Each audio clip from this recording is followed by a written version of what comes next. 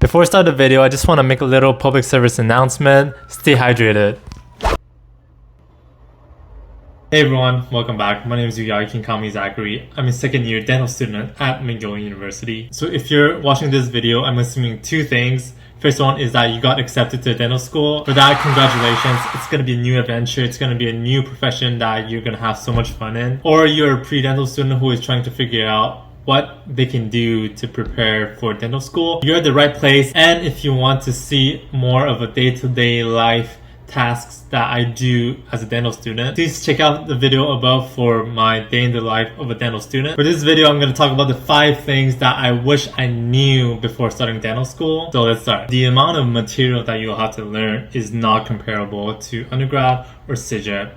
So let me just put that into perspective. One semester of undergrad is around 12 weeks, and usually you'll have a midterm and a final. And for each class that you take, if it's a 3-credit class, you'll either have 1 class a week or 2 classes a week. So the midterm will happen around the 6-week mark. So that means you'll have around 6 to 12 PowerPoints to study for that one midterm.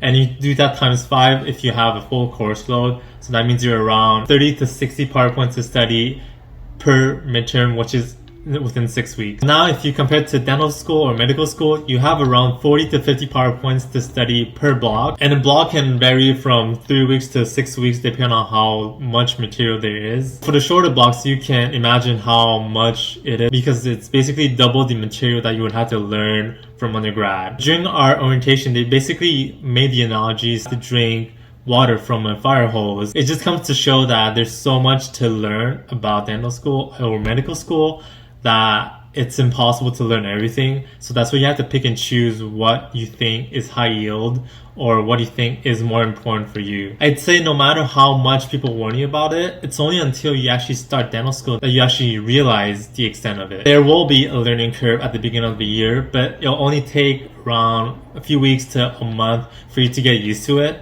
So it's always good to be mentally prepared for it, even though you won't actually feel how hard it is. That brings me to my second point, which is the importance of knowing what is your favorable study strategy. It will be a phase of trial and error. So you'll basically try to put everything that you have learned in undergrad and apply it to dental school and see if it works or not. And if you're getting good grades from your own strategy, by all means continue what you're doing. If you feel that there are improvements to be done, please make those changes. You rinse and repeat. You try over and over until you find the perfect formula, the perfect way for you to study.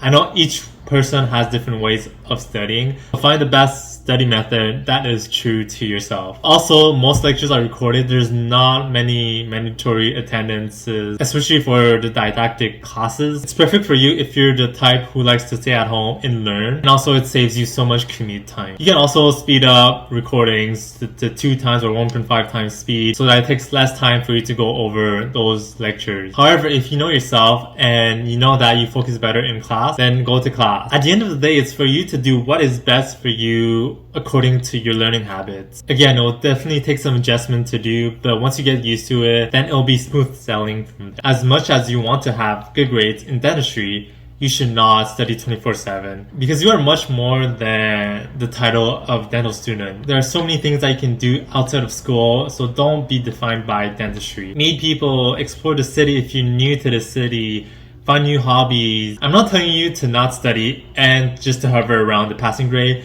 It's more so about finding a balance in your life. You are now in the profession that you have always dreamed of. So please keep an open mind and seek discomfort. You can now pave your own path. You can now decide what kind of dentist or just what kind of human being you want to be. If you haven't had the chance to do much research, then go for it.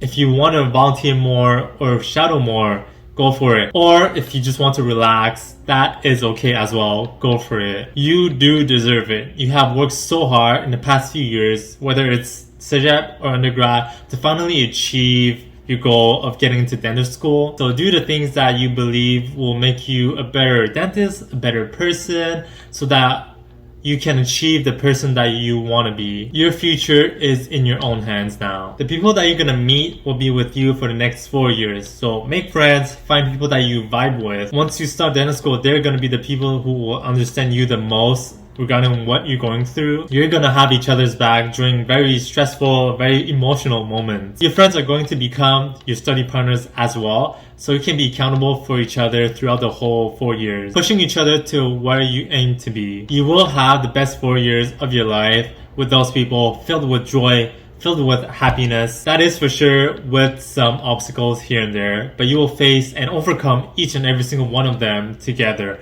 So you will have their back and they will have yours. Essentially, you just gotta form your dream team. Last but not least, it's okay to ask for help. You're not in this by yourself. Ask help from your friends, whether it's for academics or for emotional support. Ask your upperclassmen, so the people who are in the years above you, because they have the best information regarding what you're going through or what you're about to go through. Ask them for tips and advice regarding school, regarding dentistry, regarding life in general. They will be your future colleagues in the field of dentistry. Ask help from professors. They're there to help you. They're there to support you whenever you don't understand something regarding this course material. And more importantly, they can be your mentor. They have so much more in terms of life experience. Even if they are not in the specialty that you are striving for, they still have so much knowledge within them. So don't be afraid to seek advice from them. Why am I talking about asking for help? It is important to note that dental school is a marathon. It is important to understand that it is not a sprint. If you wear yourself out too early in the race, how are you able to cross that finish line? You are in this for 4 years, and much more if you decide to specialize. So from 3 years to up to 6 years, depending on what specialty you want. So you need to be able to pace yourself while being surrounded by the right people who want the best things for you. That is basically the 5 tips that I have for you guys before starting dental school. So if you have any more questions regarding dental school, dentistry, or any application of some sort, please let me know in the comment section down below, or just DM me on Instagram right here. Please don't forget to subscribe, to drop a like, and click the notification bell. And with that, I'll see you guys in the next video.